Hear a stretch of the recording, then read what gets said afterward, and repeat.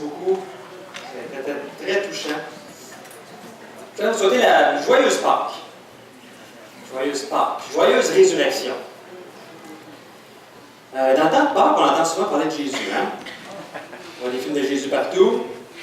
Qui a vu un film de Jésus dernièrement? Qui a déjà vu un film de Jésus? C'est tout le monde. Qui n'a jamais vu un film de Jésus? Personne. Excellent. Ce matin, on va se poser des questions. On va commencer par une question facile. En quelle année sommes-nous? 2013? 2013 après Jésus-Christ. On est en 2013 après Jésus-Christ. C'est spécial, hein? On compte les années à partir de la naissance de Jésus. Si on recule de 100 ans, on est en 1993. C'est ça? Non, on est en 2003. Vite, oui.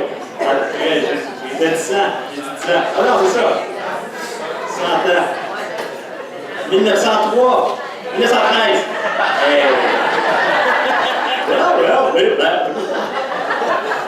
Bonjour! Joyeuse Pâques! 100 ans, 1913, après Jésus-Christ. Si on recule de 1000 ans, on est en 1013. À partir d'aujourd'hui, là, on est en 2013, on recule de 1000 ans. C'est pas compliqué. 1013 après Jésus-Christ. Là, vous comprenez le principe, si on recule de 2000 ans, on est en 13 après Jésus-Christ. Et là, on peut parler avec Jésus, qui a 13 ans. Spécial. Mais qu'est-ce qu'il a fait de si important, ce Jésus-là, pour qu'à chaque fois qu'on dise une date, à toutes les fois qu'on dit aujourd'hui, nous sommes le 31 mars 2013, bien, que le point de départ soit la naissance de Jésus. On se réfère à la naissance de Jésus. Il doit être très important, ce Jésus-là. Mais qu'est-ce qu'il a fait de si important? Et c'est ça la question qu'on va se poser aujourd'hui. Qu'est-ce qu'il a fait de si important? Pourquoi Jésus est venu sur la terre? Mais avant de répondre à cette question-là, probablement qu'il y a plusieurs personnes ici, ce matin, qui se disent « Ouais, mais écoute, écoute, c'est la religion qui a mis Jésus au centre de l'univers, en fait. » Parce qu'à part les écrits bibliques, qui ont été écrits par une gang de fanatiques de Jésus, il n'y a rien d'autre qui nous parle de Jésus. Peut-être que vous dites ça là, en ce moment. Eh bien non. Il y a toutes sortes d'écrits aussi historiques qui prouvent que Jésus est venu sur la terre, que Jésus est venu et qu'il a fait des choses tout à fait spéciales. Et je vous apporte deux preuves historiques aujourd'hui. Ça va être simple. Premièrement, il y a un dénommé Talus de Samarie, qui lui n'était pas un religieux du tout. C'était un historien. Lui il a écrit en 52 après Jésus-Christ. Donc seulement 19 ans après la mort de Jésus sur la croix. Il n'était pas très loin, hein? Donc du temps de Jésus, lui, il était vivant. Et dans un de ses livres, il nous raconte qu'est-ce qu'il a observé le jour où Jésus est mort sur la croix. La Bible nous dit que le jour où Jésus est mort sur la croix, de la 6e jusqu'à la 9e heure, il y a eu des ténèbres sur toute la terre. Donc, de midi jusqu'à 3 heures. Hey, c'est important, là. De midi jusqu'à 3 heures, il a fait noir comme la nuit sur toute la terre. Donc, il y a sûrement d'autres personnes que des gens de la Bible qui ont écrit ça. Là. Et oui, Talus a observé ça et a dit, qu'est-ce qui se passe? Puis il décrit, là, il fait noir et tout ça dans son livre. De midi jusqu'à 3 heures, il fait noir. Et Jésus est en train de mourir sur la croix, il est là. Et il doit être quelqu'un de spécial. Donc, ces écrits viennent prouver que ce que la Bible dit concernant les ténèbres qu'il y a eu sur la terre pendant sa crucifixion, pendant qu'il est sur la croix, c'est vrai. Il n'y a pas juste la Bible qui en parle. L'histoire le dit. Donc, Jésus n'était pas un homme ordinaire. Ensuite, Joseph Flavius. Lui non plus, c'était pas un religieux. C'est un chef militaire juif pendant la guerre de Rome. Lui, Joseph Flavius, c'est un historien assez spécial. Ses écrits sont considérés comme très fiables par les historiens d'aujourd'hui. Et quand quelqu'un veut faire des recherches archéologiques, bien souvent, il va se référer aux écrits de Joseph Flavius et il va trouver les choses comme lui les avait écrites. Et il y avait un style d'écriture vraiment spécial. Il était comme un journaliste. Il décrivait les choses qu'il voyait. Et c'est quand on lit son livre, comme La guerre des Juifs ou l'Antiquité juive, on dirait qu'il est devant une caméra. Et lui, il a assisté à la prise de Jérusalem en 70. Il était là. Et quand tu lis le récit de la prise de Jérusalem en 70 qu'il a écrit, il dit « Je me tiens près de... » On dirait qu'il y a un micro, là, puis qu'il est filmé. Là. « Je me tiens tout près de l'armée romaine et qui essaye d'atteindre la muraille de Jérusalem. Et là, en haut de la muraille, il y a des Juifs qui lancent, il y a des Israélites qui lancent des pierres. Et là, oh, je viens de me réveiller. J'ai reçu une pierre sur la tête. Je vois que l'armée romaine a réussi à embarquer, à vaincre, à entrer dans Jérusalem. Et c'est vraiment spécial. Tu lis, on dirait que tu es là. Et lui, il se référait toujours à la source la plus fiable. Quand il n'avait pas vu la chose, il se référait à la source la plus fiable.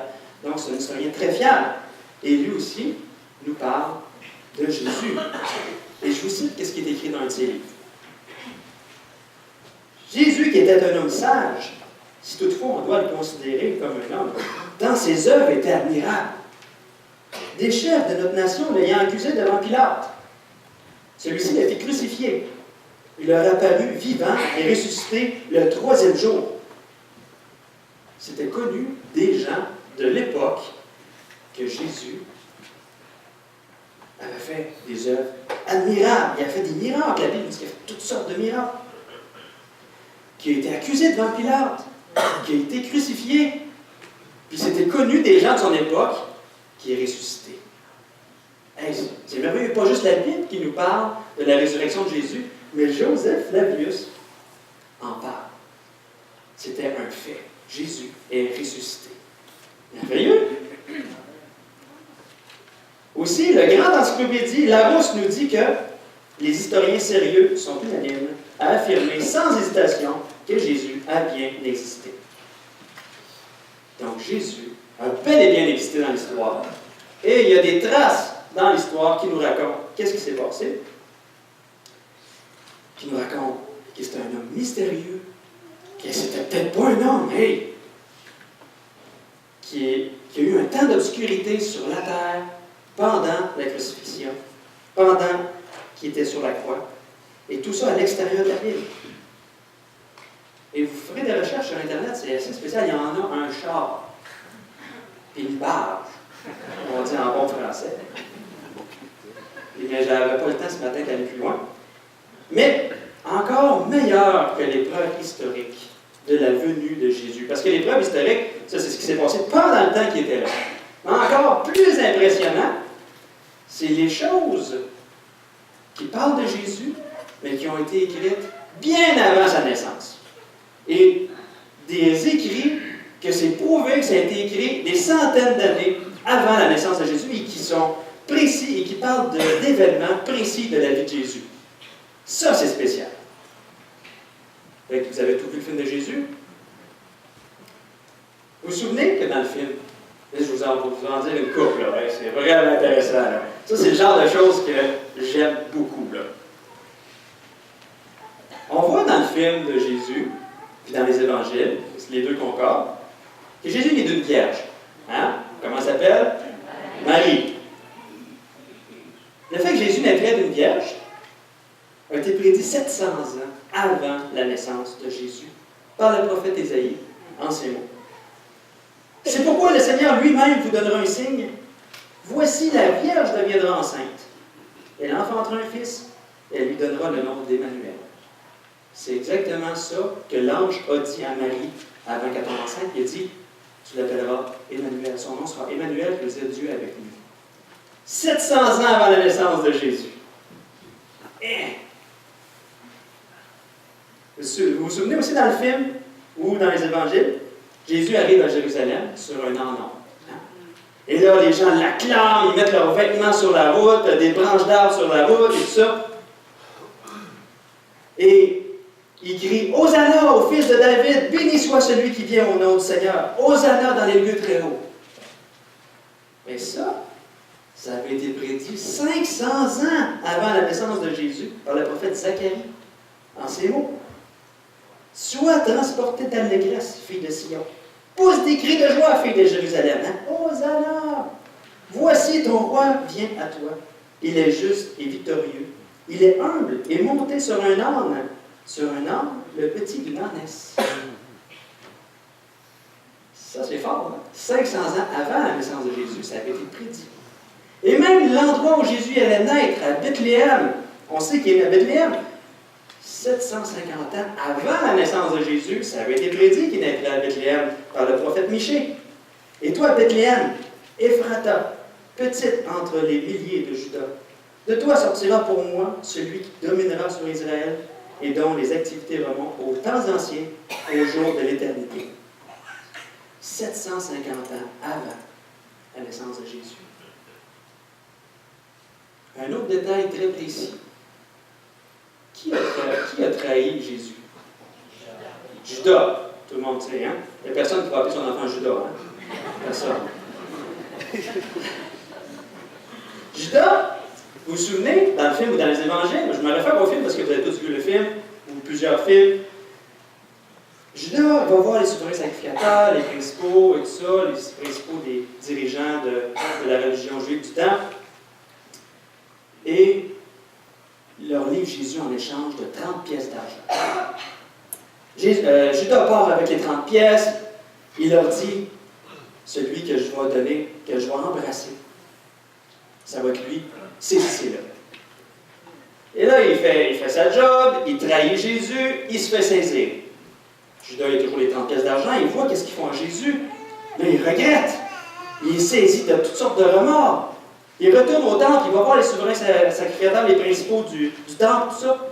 Il dit, non, laissez tomber, tout ça. Il dit, non, il est trop tard, là, hein. Nous, on est embarqués, là. Et il pogne les 30 pièces d'argent, il les tire dans le temple. Les principaux sacrificateurs, ils disent, OK, on ne mettra pas ces 30 pièces d'argent-là dans le trésor du temple, on va acheter le champ du potier avec ça. Et ça, exactement ça, ça a été prédit 500 ans avant la naissance de Jésus par Zacharie. Et regardez bien les mots qui sont pareils. Je leur dis, si vous le trouvez bon, donnez-moi mon salaire. Sinon, ne le donnez pas. Et ils pesèrent pour mon salaire 30 cycles d'argent. L'Éternel me dit, jette-le au potier, ce prix magnifique auquel ils m'ont estimé. Et je pris les 30 cycles d'argent et je les jetai dans la maison de l'Éternel pour le potier. Hey, c'est assez précis, hein? Ça a été prédit 500 ans, les 30 pièces d'argent, le potier, le temple, la maison de l'Éternel. Indéniable. Et ça, je trouve ça encore plus impressionnant que les preuves historiques de sa venue, c'est que des écrits anciens ont annoncé ces détails précis sur la vie de Jésus. Une petite dernière. Pendant que Jésus est sur la croix, qu'est-ce que les soldats font avec les vêtements de Jésus? Ils les tirent au sort. Ils partagent les vêtements et tirent au sort sa tunique. Et ça a été écrit, ça a été prédit 1000 ans avant la naissance de Jésus par le roi David. En ces mots-là, car des chiens m'entourent, une troupe mauvaise m'encercle. Ils me lacèrent les bras et les jambes. Ah, vous vous souvenez, il a été flagellé. Je peux compter tous mes os. Eux, ils observent. Je leur suis offert en spectacle. Ils se partagent mes vêtements. Ils tirent au sort ma tunique.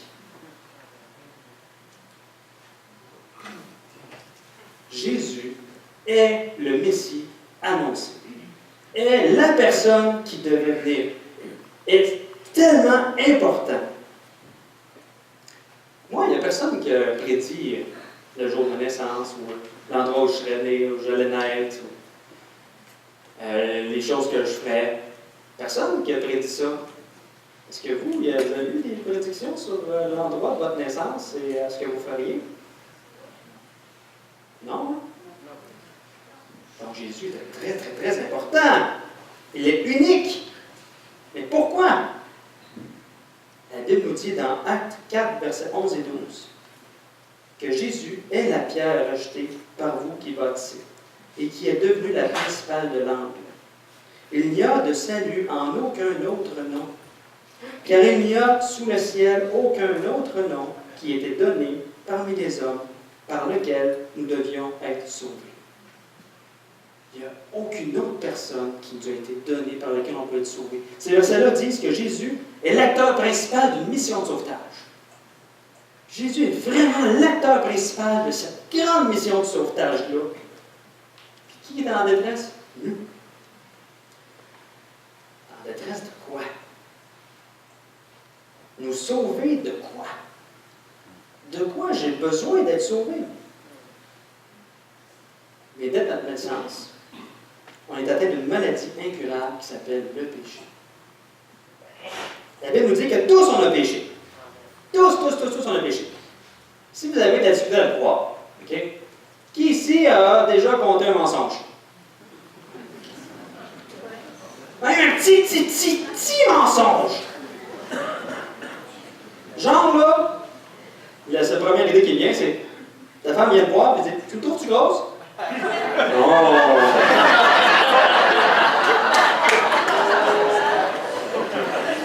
Ah, j'avais pas dit ça. J'ai pensé un matin, j'ai dit non, je le dis pas. Mais là, la bulle, elle était trop forte, là. Désolé. Ce qu'il faut dire, c'est non, tu es pleine de vie. Quand ta femme est enceinte, c'est ce que tu dis.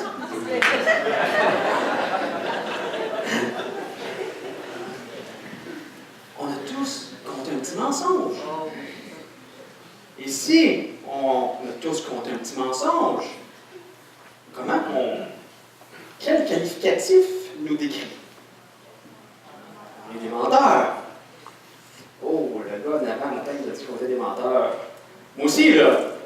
Hein? Je ne veux pas juste dire vous êtes des menteurs. Moi aussi. Nous sommes des menteurs. On a tous fait un petit péché. Tous. Nous sommes pécheurs. À cause de ce péché-là, qu'est-ce que nous méritons? Dans Apocalypse 21:8 est écrit hey, mais regardez la liste de gros péchés, là. Puis écoutez bien le dernier. Okay? Mais pour les lâches, les incrédules, les abominables, les meurtriers, les débauchés, les magiciens, les idolâtres et tous les menteurs, leur part sera dans l'étang ardent de feu et de soufre, qui est la seconde mort. Ouch! On est tous pécheurs et tous nous méritons cette condamnation-là. Tantôt, il y avait des chants qui parlaient de la colère de Dieu. Le dernier chant, je pense que vous avez chanté. Merci, parce que Jésus... Hop, on parle pas tout de Jésus. On est destiné à la colère de Dieu. La seconde mort.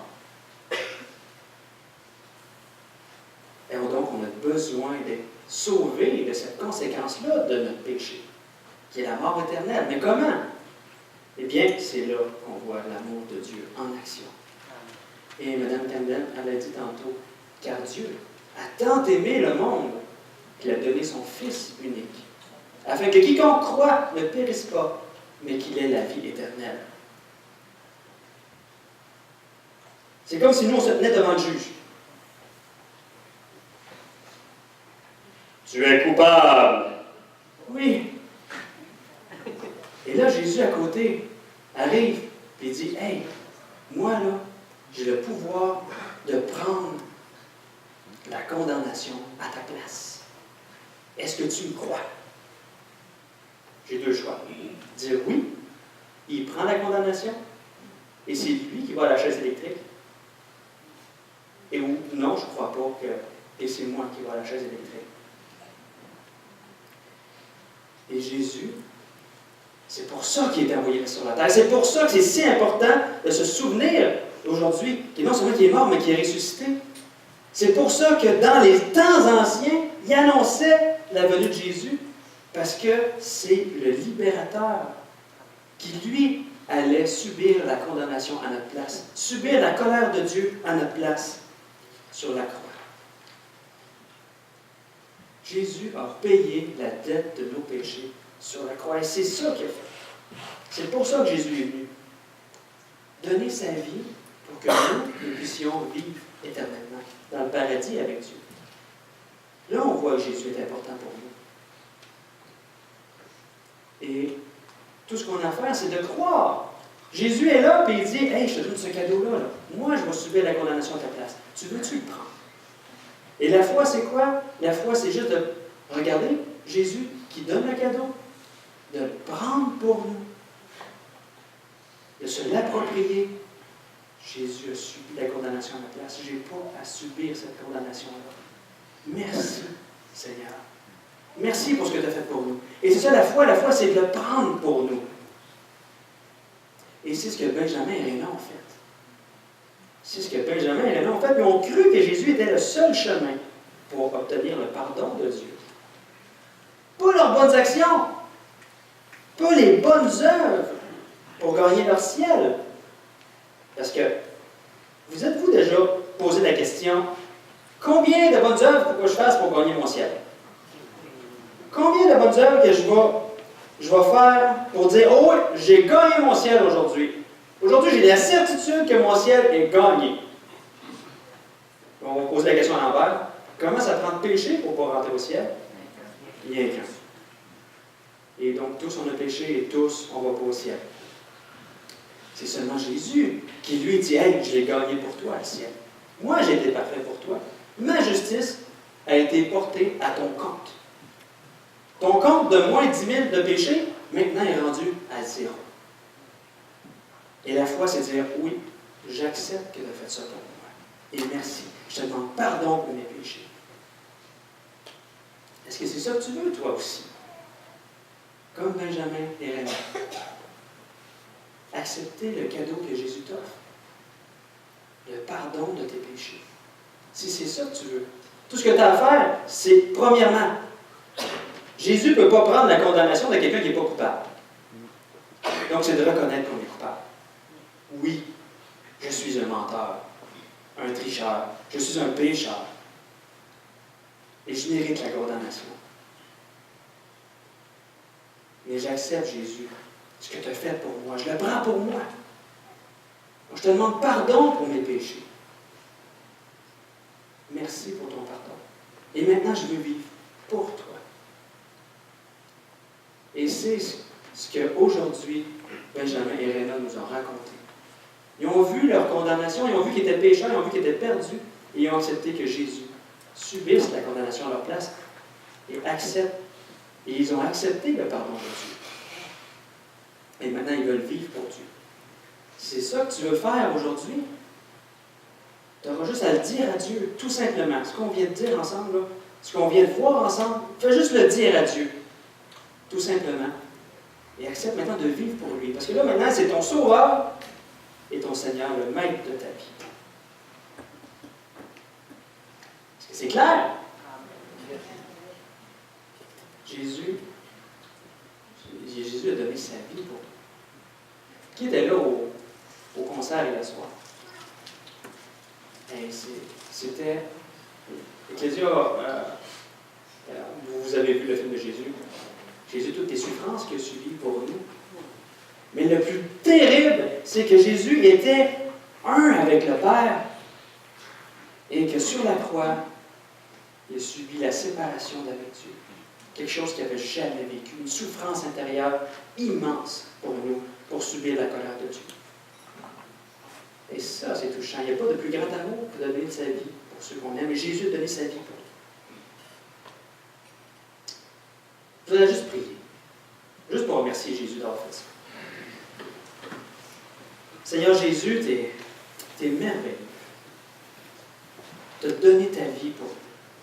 Merci. Merci pour ce que tu as fait. On ne le méritait pas, Seigneur. Et Seigneur, tu es mort sur la croix pour laver nos péchés. Ton sang a coulé pour laver nos péchés. Je subis cette condamnation de place. Merci. Merci pour ce que tu as fait, Seigneur. Amen. Je vais vous inviter Serge à continuer.